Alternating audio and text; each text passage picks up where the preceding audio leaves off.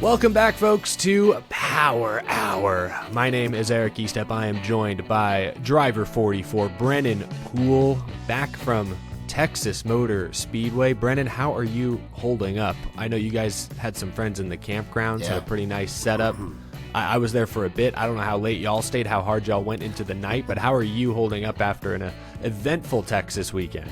Yeah, man, I had a good time. Yeah, awesome to go to Texas because it's my home state, and yeah, had a lot of fun. Had a bunch of people out there camping out. I even had a flag in the infield, which was pretty cool. So shout out to Randy and all the family for coming out and supporting. And yeah, we had live music and barbecue and all kinds of stuff. Thanks for coming and hanging out, Eric. I know everyone really enjoyed getting to see you and catch up, especially my crew chief, Frank Kerr, who is a huge fan of the show. So yeah, we had an awesome time. Love Frank. No, that was fun. And shout out to Randy. I'd never met Randy. He was a character and had a hell of a setup. I've gone to Texas, I don't know, at least over a dozen times at this point growing up. That was always my home track as a kid. And I've never watched a race from the infield like that. And he had an epic, scaffolding tower set up there in turn 2, cool views around the track. It was very generous of him to invite me out, to have all those folks out there. Like, that was crazy. He had like 7 or 8 camping spots, had, like you said, live. When I saw the guy playing guitar live music pre-race, I thought, holy moly, I had no idea the camping scene at Texas was this like developed. But shout out to Randy. It was pretty awesome, and that's what's great about the Texas infield. If you have a little setup like that, a little scaffolding, you can pretty much see all the way around the track, and it makes for a great time. And I remember being a kid and being, 14, 13 years old and just like terrorizing that infield and going all over the place with all my other friends that were racing, Chris Buscher and I and James Buscher and some of the other kids that we raced against that you guys probably haven't heard of. But, we had a great time. It was just so much fun. So a lot of fond memories at Texas Motor Speedway. So it's always a lot of fun for me to go back there and get to race in an area where, I grew up and have a ton of memories. Absolutely. And whenever they added that big screen, which that's been there over 10 years now, but that's a game changer. That makes, I was leaving the track Sunday night late, like one of the last people to leave, and just the screen, they still have the screen on. And just as I'm driving through the infield or walking/driving through the infield, just the light from that screen just illuminated the entire facility. It's like the sun on the back straightaway back there. It's so crazy because it is so big, but what's awesome is you can kind of see everything that's happening with the race no matter where you are. I mean, that's what's great about it. I mean, even when I'm in the race itself, I can always kind of glance up and see where everyone's running and see what's happening, what lap we're on, like all that stuff. I can just see it. And I think it's cool. I think we should start having them at all the tracks. I know it's expensive, but man, does it make the experience so much better. You can just see everything. It is really, really great. When it was, I just Googled this to confirm, when it was opened, or debuted, I guess, in 2014, it held the Guinness World Record for largest HD LED video board in the world. So I think that's maybe different than like big screen, because you see some of these big screens at stadiums and places, it's like different panels kind of. So it's like multiple TVs. They're kind of cheating the system.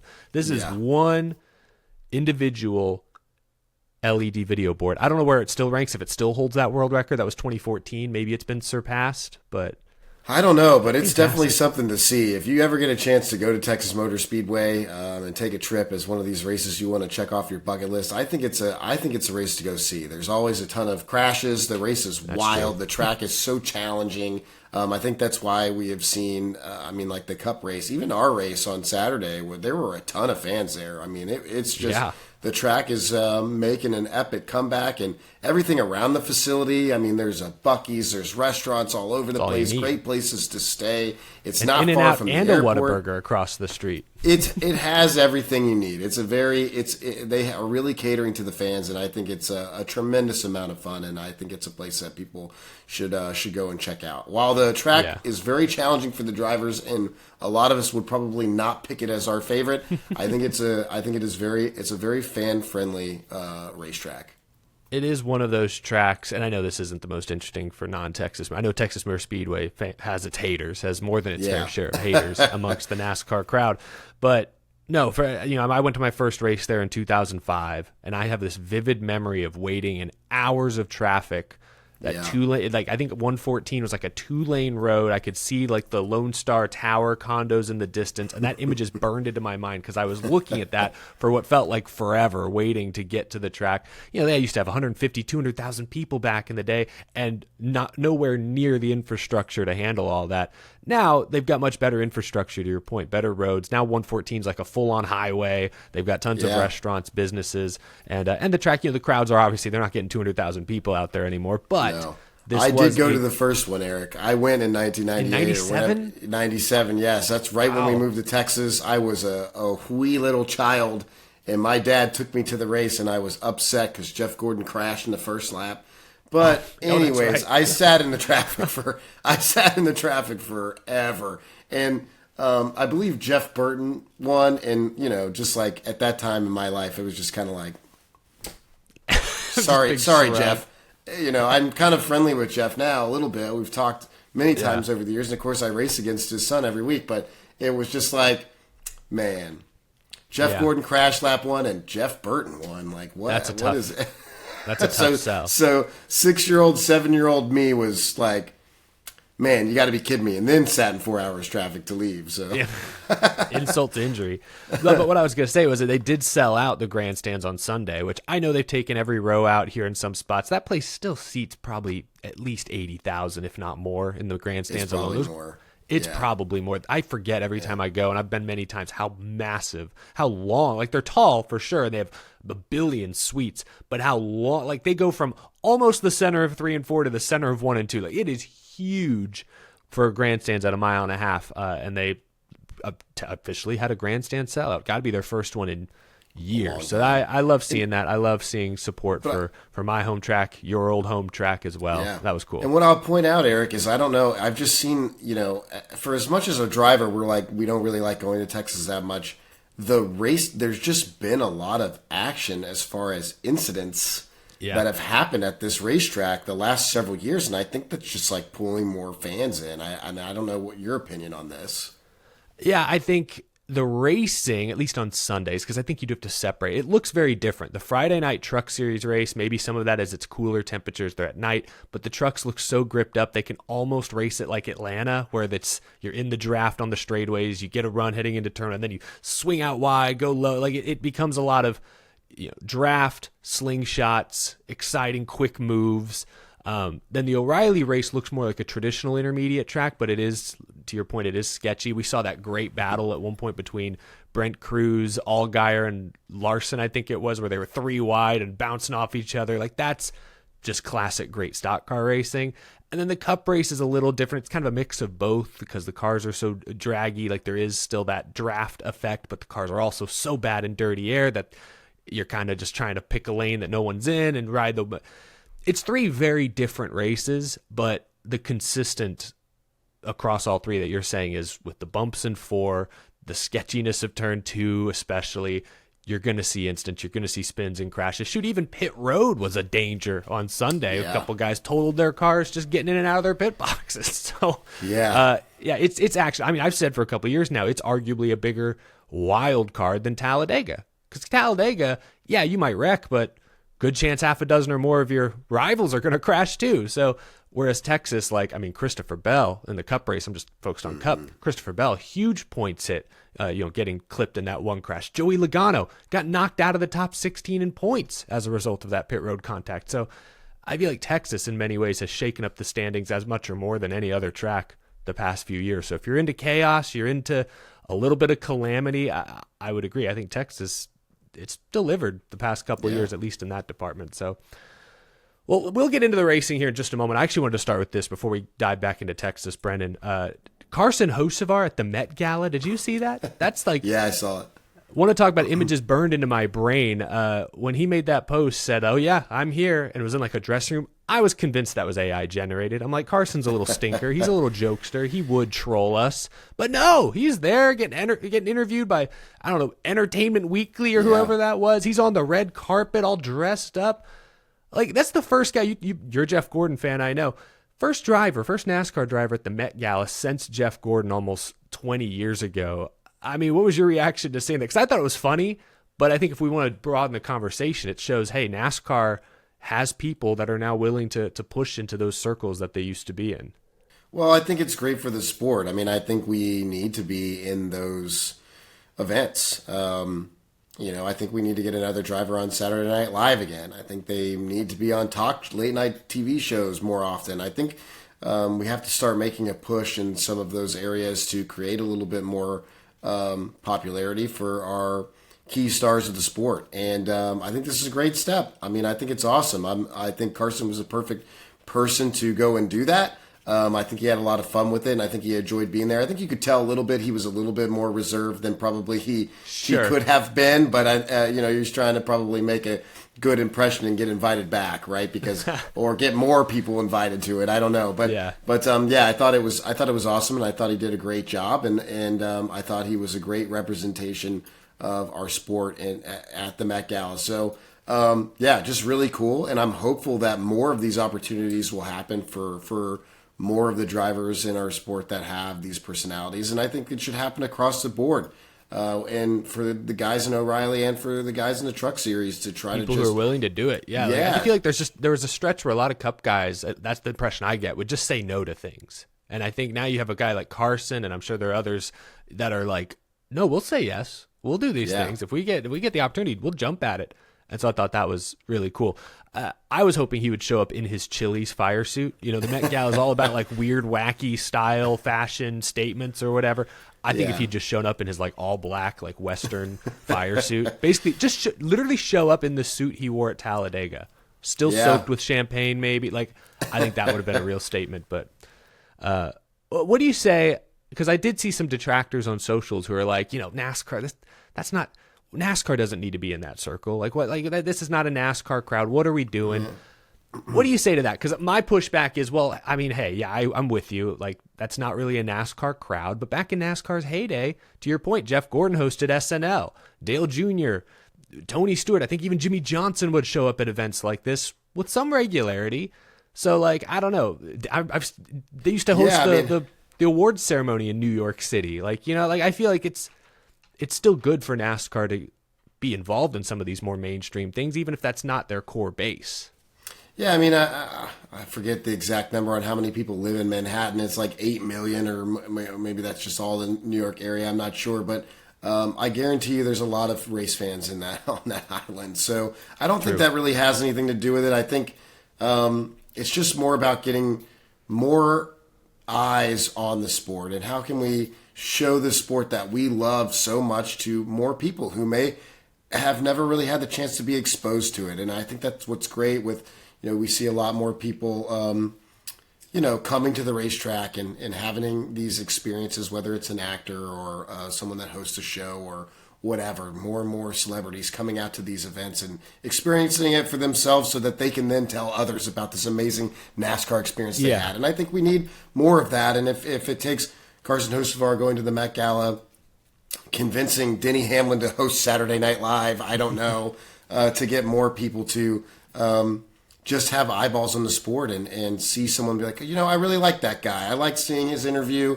I want to see what happens on Sunday. They turn into the race and we're like, that was the guy that I liked his personality. And we're like, wow, I really enjoyed watching that. And you grab another fan. I think we just have to start doing those things and getting it in front of more people. I think that should be the goal.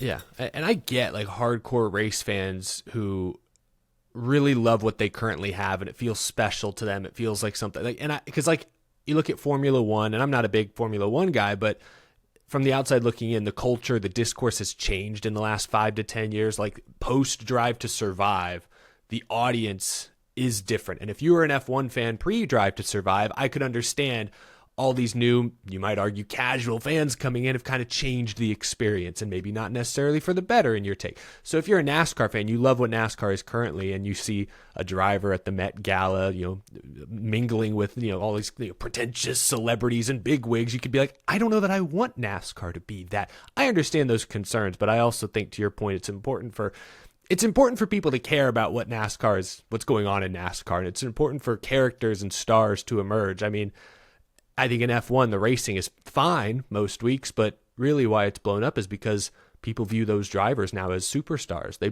view them as celebrities, and that's elevated the entire industry. And NASCAR as an industry is more contracted in recent years.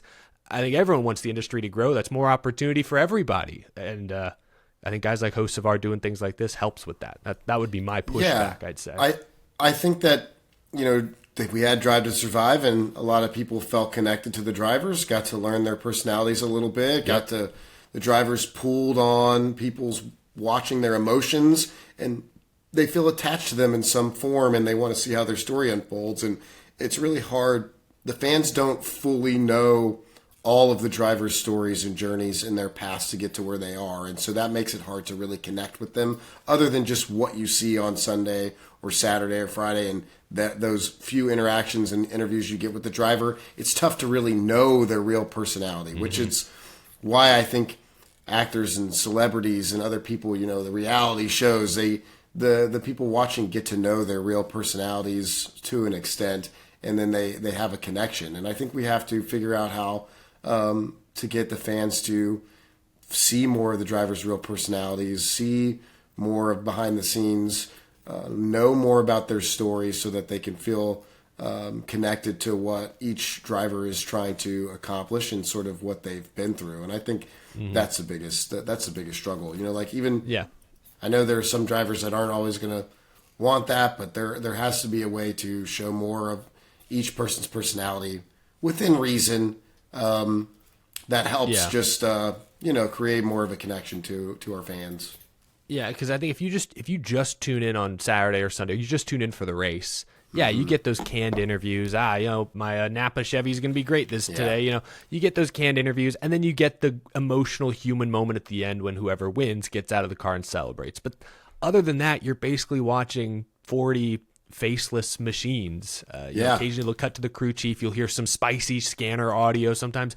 But, I think NASCAR, the actual race, the broadcast itself is kind of missing that human element that, makes, I think, basketball or golf especially like more relatable when you're watching it. And so anything they can do outside of that 3-hour broadcast window to highlight the driver's stories and personalities. My wife and I watched the newest Full Speed documentary they did for the Daytona 500, and she came away from it with a completely new read on Noah Gragson. Like, she was like, I didn't really know anything about Noah other than he throws up after wins. I think that's gross. But after watching that documentary, she's like, man, I like Noah now. Like, he is that is a story I am rooting for now. And it took 45-minute TV show episode to completely flip the script on someone. So yeah, more of that the better. That's the way I see it. We can talk Texas a little more. Let's get into the racing now. We've sort of previewed the weekend. Chase Elliott. Now let's go in chronological order. We just talked about Hocevar. He wins the Truck Series race. I thought the way and I don't know how much of this, I know we were on the back of the scaffolding, back of the bus watching from up above. But from what I could see, I felt like when he got out front, he did just a masterful job of playing the air, of even backing up the corner when he needed to ensure second, third would get stuck in his wake. I thought when Caden Honeycutt took the lead and then lost it immediately, he came over the radio and said, man, I got to learn how to lead these races better. I feel like Carson then showed this is how you lead a truck race at Texas. What did you see there watching the Truck Series? Yeah, experience, and definitely did a great job manipulating the air. He basically kind of gave the race away in that next to last restart, I guess. Gio had it. Yeah, I think Gio had the best truck at the end of the race. I don't think Carson had the best truck at the end of the race, but because they got that extra last restart, Carson's experience, all the restarts he's done in a Cup car against the best guys in the world, he just kind of got the young kid, and then it's just difficult to reset up that pass in the short amount of time that was left. So, but also, Spire Trucks 1-2, I think they're getting better. Kyle Busch hits the wall, has damage, which is, it's those trucks after you pancake the wall like that, they really don't get a lot better. So to see him, kind of maneuver that last restart a little bit, make a couple good decisions and get the second and get them to 1-2 was pretty impressive. So I think it's showing that maybe Spire's trucks are getting a little bit better here. They're finding something here, because the 77 was at times the best truck of the night. He just quite wasn't the best at the end, and then nailed the last restart and won off the experience. But to your point, yes, just perfect job, air blocking. Texas is so hard to pass. Trucks are really aero sensitive, a lot more than the O'Reilly cars. Not as quite as bad as the Cup cars, but you could literally see it. And I like when someone would follow another truck down into turn 1 and 2, and you could watch them just not be able to hold him, and then the lead truck would just drive away. So he did a great job with that. Yeah. Yeah, he's got 2 Texas truck wins now. So he obviously knows what he's doing when he's leading these races specifically. Talking about the O'Reilly Series race, Kyle Larson gets the win. I know, ho-hum, I suppose, although there was, like I said, some exciting moments with some of the other young guys, veterans of the series as well. Take me through your day. I know you managed to squeak out a top 20 there, which I know you told me was kind of your goal coming into the weekend, but what were y'all missing? Because it didn't seem like y'all had as much speed as we're used to seeing. Well, we had we run basically it's like what's a stacked spring in the right rear, so it's a spring full of spring rubbers basically, and we had a spring rubber come out, which just makes my car tighter basically. It's basically like making the spring softer, which made our car tighter. So we were fighting that, making big swings all day, trying to get the car to turn, and it just really wasn't great. So because of that little failure, I guess you could say, which spring rubbers do come out sometimes, I suppose, but kind of disappointing that happened.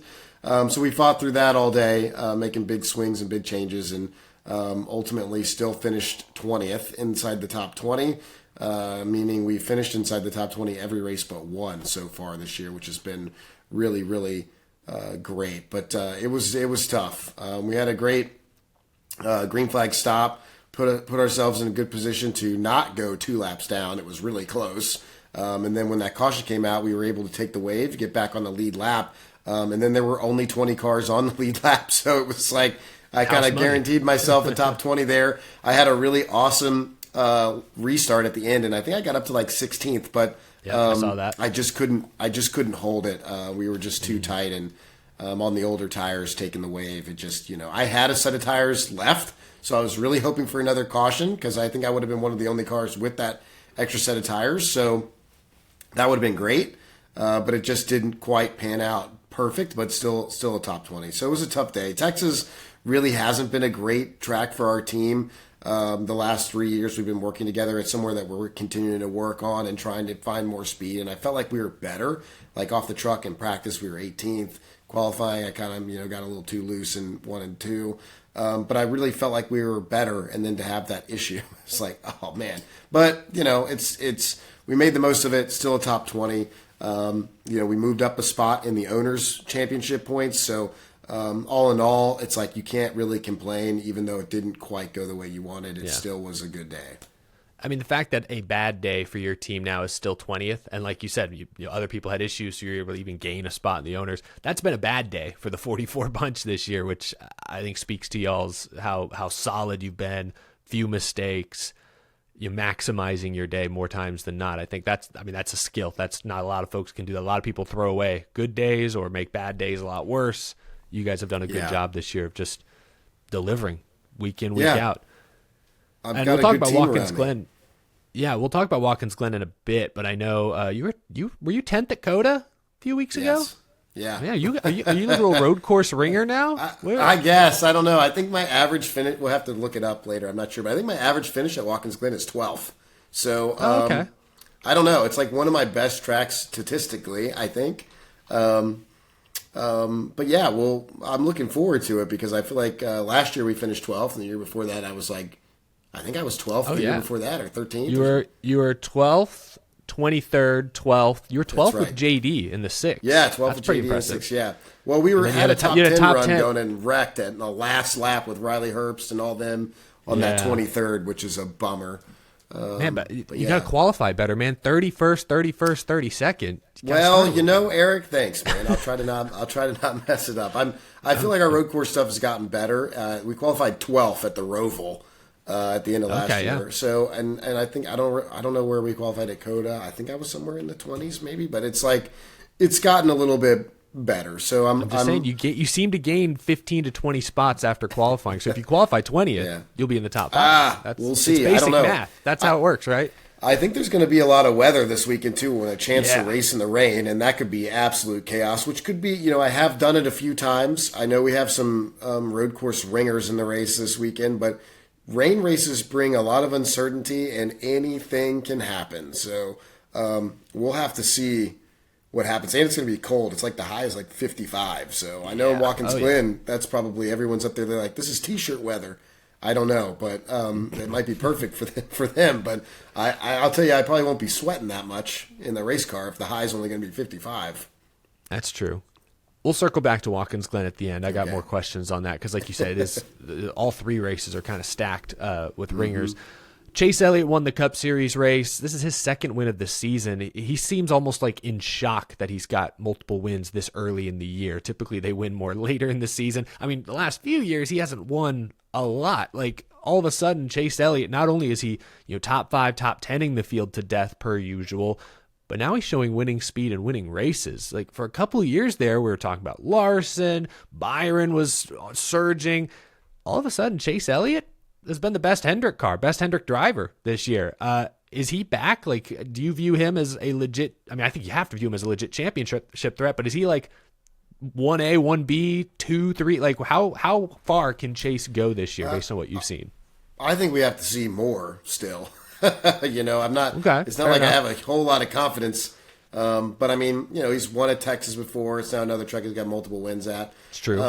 But I mean, I don't know. I mean, it seemed like really from the stage 2 and the start of stage 3, I mean, he pretty much just dominated the race. I mean, I think they were just they were just gone, which means either they're figuring something out that Chase likes with this car. They found something, they've touched on something that was like, oh, he likes that. That feels good to him, and he's faster. Or maybe something, that Chase is doing or has figured out or has broken an old habit or whatever, because these new cars you have to drive quite a bit different. And maybe he's figured out something too. I don't know. There are a lot of different factors in it, but he has certainly looked to be back more like his normal self in the other car, where he was pretty much a threat to win the race every single time he got in the car. So, Martinsville was great. I was kind of like, oh man, great for Chase. Confidence building. We'll see what happens. Now he's got another one. Okay, even more confidence, even more belief now, even more belief from your guys. Where could this go? I want to see more. I want to see if he can win again. And then I think if he wins again, it's going to be like, okay, I think he now starts to become a serious threat to be someone to get it done as we head further into the year. I think what I like about what I've seen is, like, that Martinsville win, he didn't dominate that race. He was in the picture all day. He didn't dominate, though. Texas, to your point, I think second half he did dominate, but you got to put a small asterisk because I feel like C. Bell might have had the best car, and then he got clipped in that one wreck. Briscoe got damaged on pit road. He was running top 5. Ty Gibbs, we'll talk about in a minute, got into it with Ryan Preece. Like, some of the Gibbs cars who've been so good at mile and a halfs this year got taken out one way or another. And the last one standing was Denny, and Denny almost won. Like, he still had to beat Denny on that final restart. So if JGR was at full force at the end, I still think it would have been tough for Chase to win that race. But he did. I mean, no mistakes. That's the thing, is this team does not make mistakes. So when they have speed, it's a dangerous combo. What I like is that he's won Martinsville, a short track, and now he's won at an intermediate. And his other intermediate results this year, he was second at Las Vegas, and I think he was 8th at Kansas. And when you look at the Chase, there's a lot of intermediates in there. The Roval's gone. Now that's just Charlotte. Of course, Martinsville, which is maybe his best short track. Like, I just like the races, those final 10 weeks. I think I like the tracks in there for Chase. So if he's a top 3 or 4 seed come Chase time, I think there's a chance he'll be in the conversation. But I'm with you. I don't think he's consistently at the level of Reddick or maybe a couple of the top Gibbs cars, but he's right there. So yeah, it's cool to see him win early and often. Haven't seen that in a while. In this race, there's a couple instances. We'll touch on this one real quick because now this one's become less of a story. There were 2 notable run-ins. I think fans were wondering, maybe could there be penalties midweek? I think if there were going to be penalties, a lot of folks looked at the Kyle Busch, John Hunter Nemechek contact on the last lap and said, ugh, That one looked kind of ugly. Kyle's got kind of a history of losing his cool a few weeks ago. He got back at Riely Herbst at Bristol. Like, ugh, Kyle maybe lost it for a second. What did you see in the Nemechek Busch contact? Because NASCAR has now come out and said SMT shows he was trying to turn left and the car shot right. So they seem to believe it was an accident, no penalty. Do you feel like it was an accident based on what you saw, or is it too hard to say? I mean, it looked like going down into 3 that he was kind of like way too low and at a weird angle, and it almost looks like for a second the car does kind of get loose. It like does a hard twitch, and then he hits the 42. So like, while I believe that Kyle would probably door slam somebody in a moment of being upset, I think in this particular instant, it just looked worse than kind of what it was. I think he just literally lost a little bit of control of his car, and they made contact because the 42 is tight to him, and he's like at a weird angle in the corner, and it's just like, and they make contact after already having contact. His car's already kind of damaged. Sure. You know what I mean? So like, I really don't think... I think Kyle's the only one that's going to really know that. But I mean, looking at the data, like you said, it looks like that he was trying to turn left and the car got out from underneath him and he moved up the track and hit him. And that happens with these cars too, especially with the tire. It's like as soon as it kind of gets a little bit out of shape, it's like they're really quick, sharp movements. Sure. So it didn't really look too crazy to me from my experience having driven the next gen. So yeah, I mean, I think I think I'm good with the decision there that they made on that.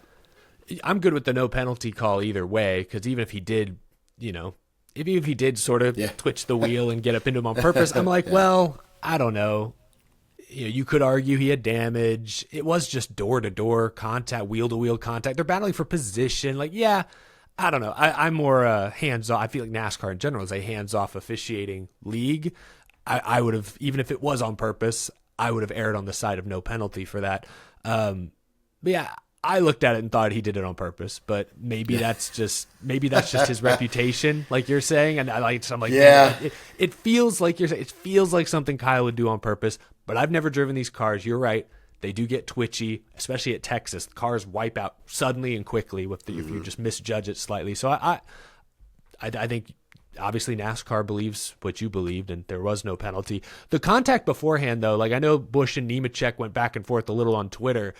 Kyle was upset that Nemechek was off the wall a little bit going down the back, and then Kyle kind of came up and cleared himself. Yes. Like, is it normal for guys to be a couple feet off the wall the way Nemechek was? Like, if you're the inside car there, do you need to understand that that's a possibility? What did you see there? Yeah, I mean, I think so. I mean, there are times, even myself, where I am that outside car, and I've been that outside car before, and it's like you run up to the wall, and when you get up there, you do kind of like, you kind of move back a little bit because you side draft maybe. Yeah, you're like, or you think you might be a little bit closer to the wall than you are. So then you kind of are like turning still, and you kind of come off the wall a little bit. And I think, as the inside car, you have to also kind of feel, hear, whatever you want to call it. We all kind of have these senses where you can kind of tell where everyone is. And in that moment, it was just like Kyle and him got together, and it's just like a misjudgment of where everybody is at. And that happens sometimes too. But yeah, I mean, I don't really think JH did anything intentionally there or anything. I think it was just a racing incident where guys are racing hard for a spot, and it's towards the end of the race, and it happens. Yeah. Just no, I agree. I feel like Nemechek, if he was intentionally off the wall a couple feet, I think it was, he's aggressively side drafting heading into 3 is the way I viewed it. And then we saw the lap before, there was more footage going around that Busch cleared himself off the nose of Keselowski the lap before and almost wrecked. So he did the same thing in the same spot 2 laps in a row. He got away with it once. He didn't get away with it the second time. I get his frustration with Nemechek. Nemechek's not perfectly in the traditional line, I suppose, but also I think you can admit both were squeezing each other tight, and they came together. That's what I saw. The other incident that at the time I thought, this is something, but I don't think it's the thing, was Ryan Preece and Ty Gibbs. It turned out to be the thing, as NASCAR handed Ryan Preece a 25-point penalty and a $50,000 fine for intentionally wrecking Ty Gibbs. Just to break it down for folks who didn't see real quick, earlier in the race, Preece is racing around Gibbs. Gibbs makes a 3-wide move, kind of aggressive move. Preece has to react, get out of his way. They're all in kind of a bad aero spot. Costs Preece a couple positions probably. Preece comes over the radio, rants about how annoyed he is with Gibbs, says at one point, if I get back to that 54, I'm done with him. Race goes on. 20, 30 minutes later, we're 10, 20 laps later, another restart or two have happened at this point. They're racing around each other, and they race around each other, Preece following the 54 pretty normally for a couple laps, until Gibbs clears himself in front of Preece, kind of comes down, shuts his air off entering 3. Preece didn't lift, as he said, and the 54 got loose and hit the wall. I've watched this replay in super slow-mo. I've watched the onboard so many times. I still don't know for sure if they made contact. Obviously, Preece was close enough to manipulate the back of Gibbs's car regardless. But for that to be a 25-point penalty, I get that he kind of telegraphed the move, but my take is, you got to watch it stay on the radio. Preece was wrong for that.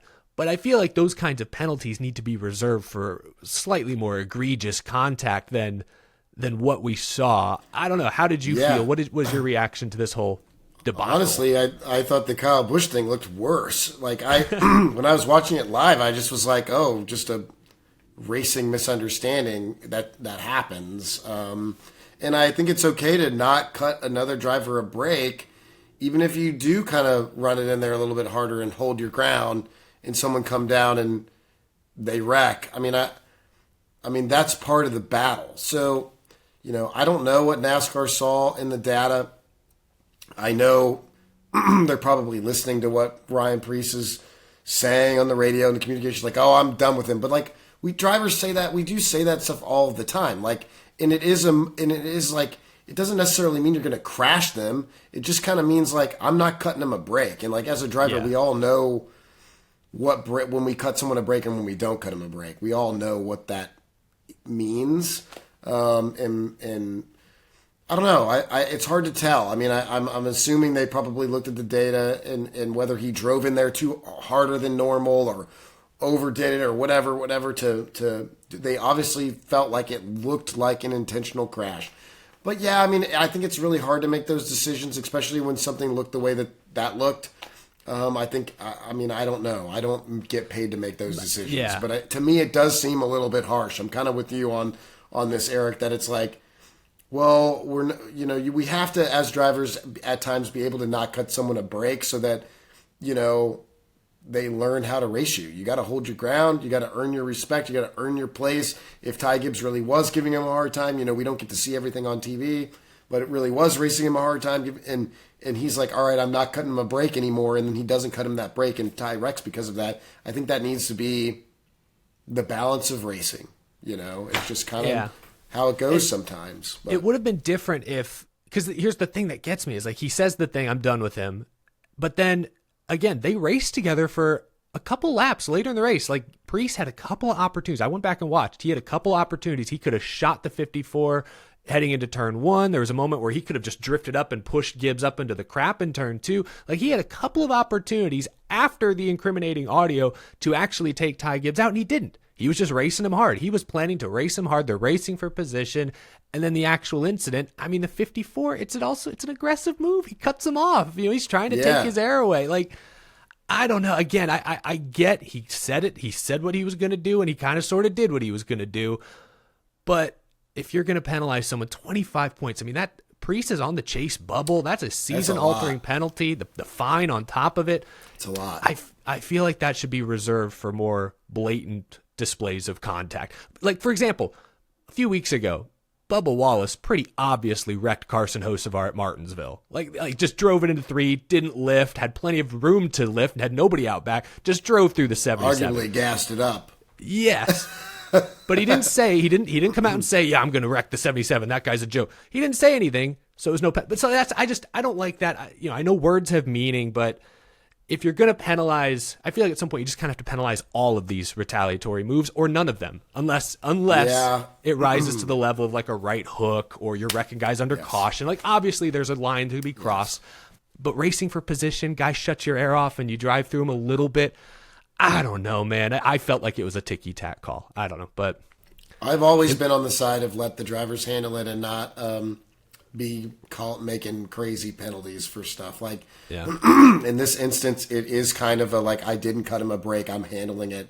So maybe Ty races him differently the next time. So then we throw these penalty in here and it's like, okay, well, how does that change how I race them? You know what I mean? Yeah, Just kind of let the drivers handle it, unless, like, you're to your point, like Austin Hill and the 19 at Indy. Like, there's got to be some, but in this instant, I again, like I said, I didn't see the data. I don't know what NASCAR saw, and then they're also listening to what he said, and they're trying to say we don't want any of that. And then it goes back to like, well, if you don't say anything, and then you crash somebody, then there's no penalty, and it's like, well, kinda. So maybe just don't say anything then. I guess. Yeah, but, I just hate that drivers are being rewarded for playing dumb. I'd rather us all be honest. Be honest about what's going on, and then just judge the contact. If it's a right hook. If you wreck a guy under caution or you do something on pit road when there's people, if you do something blatantly unsafe, that's a penalty. Yeah. If you just get someone, loose after they cut you off, I mean, I don't know. Anyway, some other news, some more positive news for our buddy Ryan Blaney. He has signed a multi-year contract extension with Team Penske. Official this week, official as of Wednesday morning. Feels like a no-brainer, especially for Team Penske. I mean, Ryan I think he's been their most consistent performer the past 3 years, roughly. The top Ford driver, too. Yeah, he's been the top guy at Ford.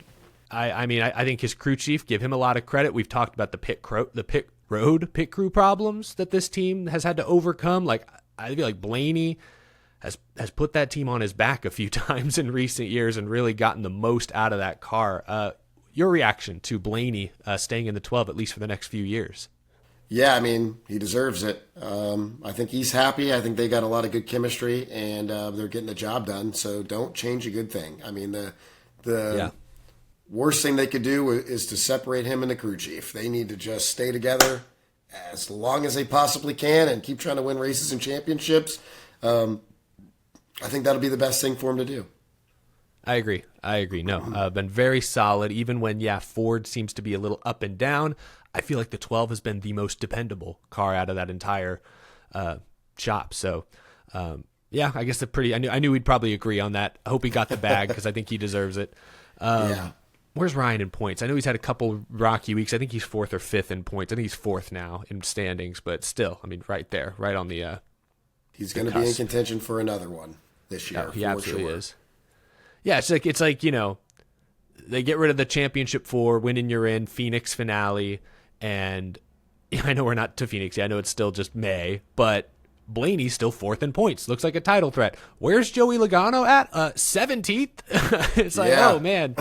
So dude, they have struggled. The other cars have struggled. The 2 and the I mean, the 2 has looked better than the 22, but he's 15th in points.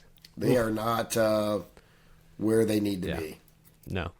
Yeah. Ryan Blaney, change of the format does not matter. He's still a factor. Let's talk Watkins Glen. We've got fan questions coming up here in just a few minutes. So we did get a few fan questions on our first episode back a couple weeks ago. So we'll talk about those in a minute. But let's talk a little more Watkins Glen. We've gotten into the I think we mentioned it earlier, but I know you and I have talked off the air about the tire packs and tire barriers they've added. For our viewing audience, I'll throw up a couple of the renderings / images that NASCAR has shared just for a visual reference. But Brennan, take us through this. In turn 1 now at Watkins Glen, to try and enforce track limits, they've added individual tire bundles every few feet. How do you approach that as a driver? What do you think of this? I mean, don't hit them. I mean, the Cup guys wanted this. The Cup drivers wanted these barriers out there. I'm assuming because guys that are leading these races, like an SVG or Zillich or whoever else you want to say are the top road course guys up front, are concerned about getting passed out there. I'm not really sure, but in my opinion, it's insane to have tire barriers there off of turn 1 because it's really not even faster to go out there. It's not. I mean, go back and watch the race. The guys that get way out wide get passed. Right. Yeah. So why do we have these barriers here? All this is going to do is just tear up more stuff. This is going to make the crashes worse and in a more narrow spot. Like you have that runoff as an escape because turn 1 is a calamity crash corner. Yeah. I mean, it's like there's so many wrecks down there. We need to have places to go. Now we're going to put these tire packs out there. Someone's going to square up one of those tire packs or get bumped in the door and shot out and just drill it head on. And it's just going to be absolutely insane. And then it's like, well, now we're going to have a red flag because we got to put the tire pack back. And to me, I think the tire packs off of one need to go. I think it's just, I don't even understand the decision. Well, the Cup guys wanted it. What? So it's just ridiculous, in my opinion, turn one. But, whatever. We all have to deal with it. Would it be like, I know it's hard to pass at Watkins Glen, especially in the Cup car these days, and turn one is a passing zone. Is there something to, hey, now you're kind of forcing drivers to maybe get on the brakes a little harder, to back their speeds down a little because they can't swing as far wide? Is there a chance for the Cup Series, at least, that makes that a slightly more attractive passing zone? Or what do you think? I think it makes it harder to pass. I think that they wanted to make I think they want it there to give the leader more of an advantage on the restarts, right? Like, which is why we've moved the restart zone before the last corner, which I also think is ridiculous because the fans don't even get to see if you pay to have a ticket to be on the front stretch, you don't even see the restart. Don't even get me started, Eric. It's just crazy to me, but all in an effort because the Cup guys want this because they don't want to have to race. So it's insane to me. That's my stance on it. I know not everyone's going to feel that way, but in my opinion, it's the Cup guys that lead these road course races want it this way so they don't have to race as hard, so that they're trying to take less opportunity for them to lose the lead away is what they're trying to do with these decisions. Yeah. I think I think on restarts especially now, narrowing up turn one, like you said, has the potential now for carnage, total carnage, and red flags because they will have to replace them. That part, if there was a way to like airdrop them in after the first lap of a restart, I could kind of understand it maybe because they use a lot of runoff, and I know it's the barrier there kind of juts out. It can create. We've seen some scary crashes there. Maybe you could make a safety argument, but there's nothing safe about having those tire packs there. Yeah, I think it's safer to have it just open because they're gonna start crashing, and someone's gonna dive off left to miss it and just go right into the tire barrier, and then they're gonna shoot back out into the traffic, and we have nowhere to go because it's so narrow now that we're just sketchy. I think we're just going to cause more chaos. So I don't know. The tire barrier in 5 or coming out of the carousel, I think that's 5, right? I think that's that different. Is a good decision. Yes, it's more one like an actual wall. Yeah, it's like a full wall. It's not individual, bundles there. Correct. Yeah, so you're okay with that one? Yeah, I think that was a good addition because it is. That's really where that place was dangerous because you go way off. And the wall, the real hard wall comes back at you. And if you, like we saw with McDowell in the 21 last year, it's like, that's who it was. Yeah. It's insane. I mean, and you can't see because there's grass and the dirt goes everywhere. Like I just, last year I saw them wrecking and I went all the way to the right because I'm like, someone's going to come through here full speed, not slow down, which is exactly what happened with the 39 and the 71 that ran into the 91 and literally the car almost went through the front windshield of Ellis's car. I mean, it was really bad, incredibly dangerous. So this, and the reason I like this too is that it's not individual packs. It's one wall. Yeah. Everyone's going to kind of stay away from it, and it's going to make it safer. I think it's fine. The deal with one is just like we're having individual tire packs in a runoff area to avoid incidences that really. Like there's, we can't run out there. We're not really racing way out there anyways. We're racing like maybe a car past the curb, which we're still going to be able to do. I just see the tire packs there being more of a problem than helping anything. And then that's how I see it. I'm hopeful that when we get there, that maybe they'll see it and change it and maybe they'll get rid of it. But if not, it's just going to be, I would be pretty shocked if we didn't see somebody in one of the series just square up and nail one of those tire packs and just destroy a car. So I don't know. We'll see what happens. We'll see. If there's a way it somehow improves the passing in the Cup Series, I could understand it, but the leader certainly doesn't need any more help on Sunday because the leader's probably going to be SVG. He doesn't need more help. Yeah, so. But that's the thing. They're trying to eliminate those restarts from guys. Which is why we're restarting before the final corner so they can get some space so that they don't get the dive bombs in the last efforts towards the end of the race, so they don't lose the race off of something like that. But in my opinion, while, I've lost races in my career and other series on things like this, getting run over in the last lap and stuff like that. That's part of it. The sport is entertainment for our fans. Why are we taking away things that create excitement for the fans? I just don't understand that. I think we need to do whatever we can to create excitement for the people watching, people there, people at home. And I feel like we're taking away some of that excitement. But, It'll be different. Yeah. And now if the track is wet, just add that variable into the mix. Yeah, if it's raining like it's supposed to, we'll see. We'll see what happens. I got a question for you. I'll put you on the spot. So, but I'll be watching the 44. You have a sweet-looking Midas paint scheme this week. Looks awesome. Pulling for a top 10 for you guys, for sure. Maybe better, maybe top 5. Take advantage of some guys running into those barriers. But I think the focus out front in all 3 races is probably going to be SVG versus Connor Zilic, because they are both running for all 3 races this weekend. They're both in JRM cars Saturday. I want to ask you, Brennan, who do you think wins that duel? Like, maybe they don't win all 3 races. Maybe they finish second or third in some of the races, but who's going to win that? Think of this as like a baseball series. Who's going to win this best of 3, SVG or Zilic head to head? Who would you predict? Man, that's tough. I think Zilic is... He's in a better truck, I think. Yeah, he's probably going to win the truck race. And then they definitely have, both of them have equal a shot on Saturday to win. They're both really tough. They're probably going to be racing the heck out of each other just like they were last year on Saturday. I think Sunday Trackhouse, as we all know, has been a little bit struggling.